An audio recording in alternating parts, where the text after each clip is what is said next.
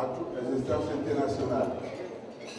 En tout cas, les instances où on tient compte du poids économique, on tient compte du degré d'émergence.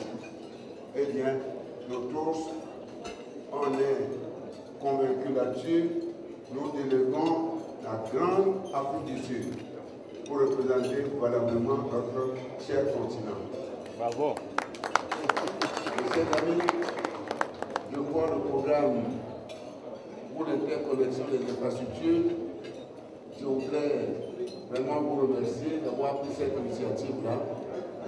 Féliciter nos amis de la commission, nos amis et les directeurs de l'agence qui s'occupent de l'intégration d'une EHPAD dans le programme de la commission de l'Union africaine et dire qu'en réalité que pour nous autres le continent africain est une réalité. C'est le continent le plus vierge. Je le dis à l'attention de nos chers amis qui sont venus nous voir et pour prendre part à ce sommet en marge duquel se déroulent en ce moment les discussions concernant l'avenir du NEPAD. Le NEPAD est une réalité incontournable.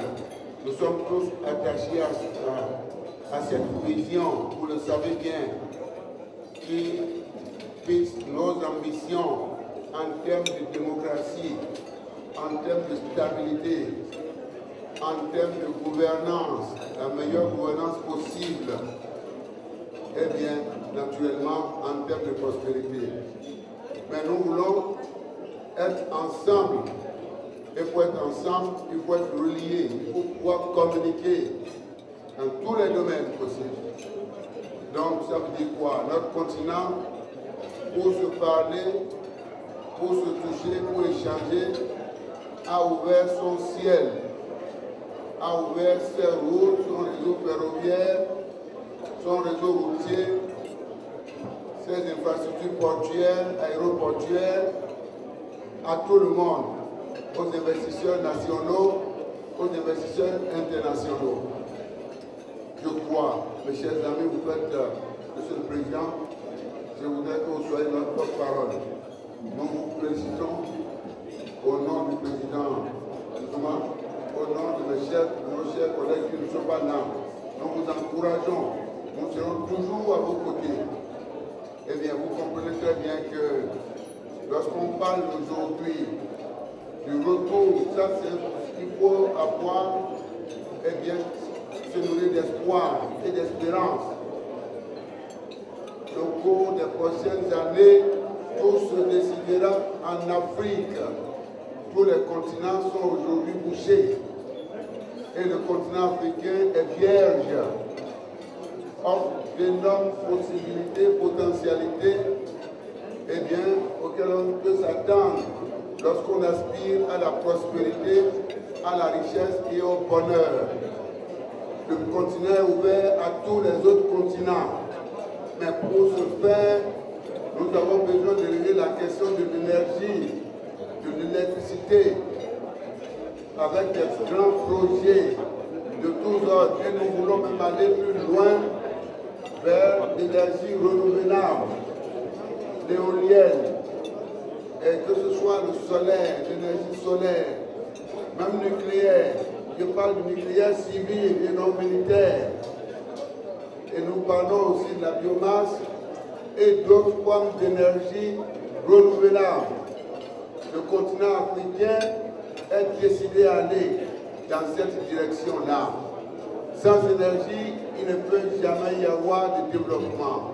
Et s'il n'y a pas de développement, il ne peut jamais y avoir de stabilité dans notre pays. C'est pourquoi nous courons derrière une croissance forte. Je crois que nous sommes en moyenne autour de 5%, 5% en 2011-2012, mais les 3 années à venir seront des années d'espoir et d'espérance.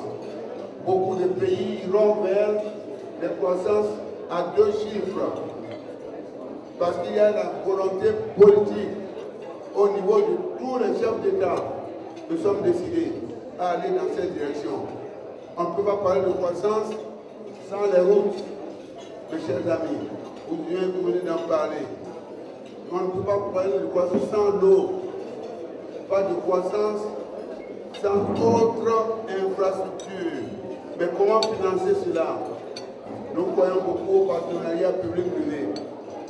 Nos gouvernements ont pris la décision d'introduire la meilleure gouvernance possible pour dégager l'épargne publique. Mais l'État est responsable de ses fonctions régaliennes, c'est-à-dire assurer la sécurité des citoyens pour qu'ils puissent circuler, aller, venir, être en sécurité dans leur lieu de travail pour produire, créer de la richesse. C'est très important pour nous. Ça nous préoccupe énormément. Il y a un gap important aujourd'hui entre la création de richesse et la population. Et nous comptons combler ce gap par un accroissement du rythme de création de richesse qui doit être supérieur au poids démographique. Donc il faut travailler. Nos chers amis, cette nouvelle Afrique qui renaît, nous avons dépassé la phase du printemps. Aujourd'hui, nous parlons du printemps arabe. Et bien, nous sommes au-delà, nous autres. Le continent africain s'est déjà engagé depuis longtemps. Il y a la sécurité. Il y a un processus d'assainissement de l'environnement des affaires. Il y a une véritable volonté pour que l'Afrique parle d'une seule voix. Et déjà, nous félicitons nos chers présidents, le président de la Commission de l'Union africaine, le président de l'Union africaine, qui se débattent pour que nous puissions convaincre. Et chaque fois qu'on les écoute, eh bien, nous sommes rassurés. Nous sommes bien représentés. Nos travaux aux côtés du G8, aux côtés du G9, nous voulons de plus en plus de ce que nous avons obtenu au niveau du G20, puisque nous discutons maintenant en partenaire. Nous voulons aller plus loin pour que les vraies questions soient réglées. La question de la dette, la question des échanges internationaux. Eh bien, nos discussions au sein de l'OMC, les problèmes liés au changement climatique, parce que ceci nous renvoie à la question agricole. Nous travaillons tous pour la renaissance agricole dans nos pays. Il ne peut jamais avoir d'autosuffisance alimentaire pour l'emploi de nos jeunes, la redistribution des revenus pour le monde rural, si nous négligeons cette question de l'agriculture. Nous sommes condamnés à nous adapter aux effets des changements climatiques. Nous sommes décidés et nous y sommes. Et nous avons tous aujourd'hui, le continent, de grandes superficies, en termes d'hectares, de milliers d'hectares, donc de terres cultivables. Mais parmi ces terres cultivables, une petite portion est cultivée. Nous avons de l'espoir. Nous voulons réaménager nos vallées. Nous voulons renforcer nos mondes ruraux. Nous voulons introduire des réformes foncières, valoriser nos vallées, réhabiliter les pistes rurales, les routes, introduire de fortes mécanisations de l'agriculture, faciliter l'accès aux intrants, aux engrais, aux semences, pour produire et naturellement créer des grands marchés, unifier le marché africain qui sera le plus immédiat, le plus solvable. Voilà, mes chers amis. Merci pour toute cette occasion que vous nous offrez. Je ne voudrais pas vous couper l'appétit, mais c'est pour que vous lisiez ce qui est dans notre cœur. Nous pensons à vous et nous vous aimons beaucoup et nous attendons ce partenariat public et privé pour que notre continent puisse aller de l'avant. Encore une fois, merci beaucoup, mes chers amis.